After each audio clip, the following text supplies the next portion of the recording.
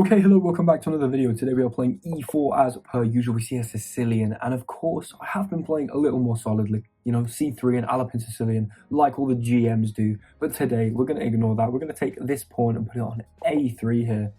Knight c6, immediately we're going to go for b4, lashing out the side here and fully giving up a pawn to then play c3, d4, kicking the knight back, take this pawn here, and after queen takes, we will then play a very interesting move, knight to a3. Now this move is interesting because, generally speaking, knights on the rim are dim or grim, or one of these many phrases that chess coaches like to use. It can only see 4 squares, and generally that means it has the potential, or it doesn't have as much potential to be as strong of a piece. However, in this case, we only care about 1 square, and that is the b5 square. Jumping in here, threatening c7, from where we will hit the king, the queen, and the rook. A nice little family fork there.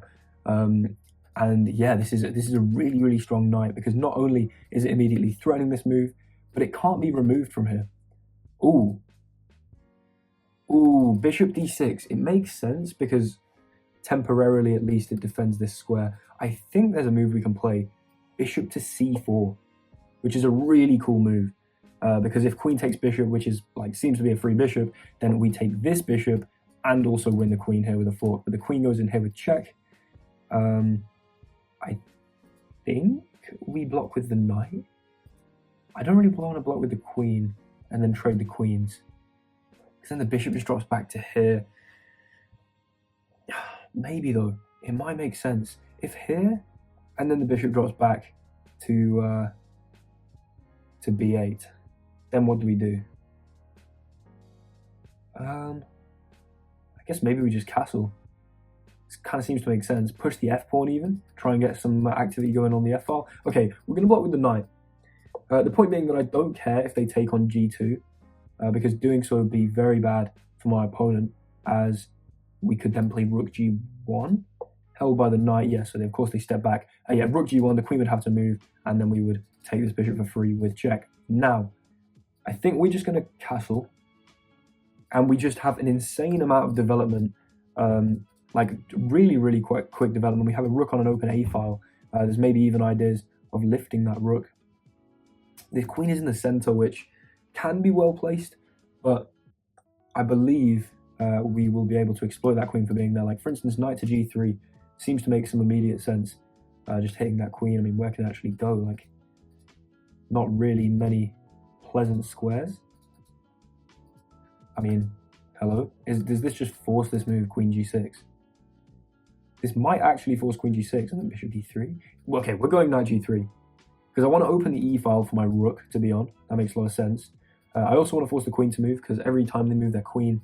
Oh, of course they have h4. I am so bad at this game. Okay, fine. h4... Rook e1? If my opponent castles, I'm just a little less convinced. Why don't I play bishop a3? Prevent them from castling to then play rook e1. Yeah, I like this. Bishop a3 here. My knight may be trapped, so that's interesting. But I'm thinking if this move a6 happens, which seems to trap my knight, I think I can move the bishop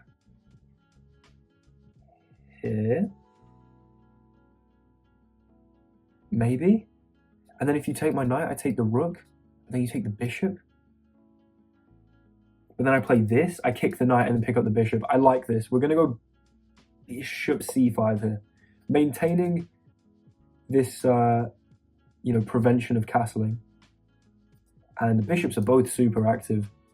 The knight is incredibly active. Oh, wait, I could have just gone check. What am I doing? Okay, really, honestly, do not know why I didn't just play that check. I'm going to sneakily ask for a takeback. Okay, perhaps not. I still think this is good, though. Because if takes, I take the rook. And I mean, I'm still threatening this check now. You still can't castle. Okay, yeah, the point is, I think, of this check is that if bishop takes, I should be doing really well here. Maybe, I mean, we'll see at the end what the computer has to say about bishop c5 here. But I'm sure if takes... Okay, they go in here with the knight, which makes sense because it's threatening checkmate immediately.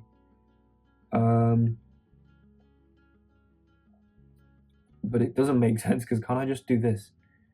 H3? Hello? Like, what? I don't understand. This knight just has to leave. Goodbye. Go back. I really don't understand that move at all. Oh my god, and they take here, but that doesn't work at all because then check. Okay, we're going to take this with rook. If they take my knight, we get to take on f7 with check. Yeah, it can't be good. Check. The king is not only forced onto the d file, and then we can take this with check. Yeah, this is about to be ruthless, right? Let me try and do this right. They took here thinking that after they destabilize this knight, but you know, you miss the activity here. And not castling, you get punished for not castling. The king comes here. I can take...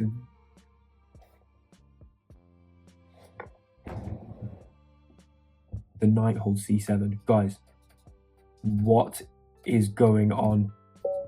That's just checkmate. Queen blocks, I take the queen. Bishop blocks, I take the bishop. That's just checkmate. What a game. Let's look at the analysis. Okay, so here we are in the analysis. Now, I played e4. In fact, before we even do that, let's just have a quick look. I played 93% accuracy. There were 2 inaccuracies, one of which is, of course, after, let me just go back up here, after this, playing a3 here and then b4. This is an inaccuracy, but you'll see if we go into the database here, let's look at the master's database, that b4 is by far the most popular move. It's like a wing gambit. I believe it's sometimes known as the deferred wing gambit. You see Magnus Carlsen himself, let me just bring that up. Magnus Carlsen has played this and won with this. Jan Nepomniachtchi's played this. You know, you've got loads and loads of... Daniil Dubov has beaten this. Damn, I'm a big fan of Daniil Dubov.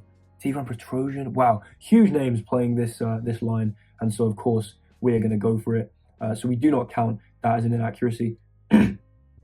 Takes, and the point is that they have won a pawn. Sorry about that. They have won a pawn. If we turn the engine evaluation here, it doesn't really evaluate it as black being a full pawn up. If it did, the evaluation would be -1.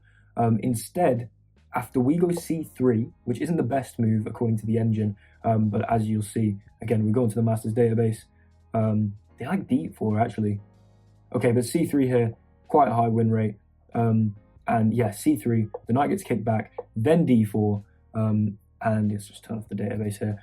And we've got a huge center here, like an absolutely massive center. We've also got super rapid developing possibilities. Let me just switch up the color. With the bishops here, we've got a brilliant open A file, which of course we can exploit by using this knight and getting into b5. And our opponent has basically moved no pieces except from their knight. They don't have any progress here, and so that's why they try and lash out with d5 to open up the bishop, and after takes to get the queen into the game. Now at least black's position looks a bit more active, and white doesn't have such a dominant center. However, we play knight to a3 here, and the best move, this always astounds me, the best move is queen to a5, which queen to a5, after bishop d2, like you're just walking into one, like the queen holds the rook here, one discovery here, and a potential another discovery with c4.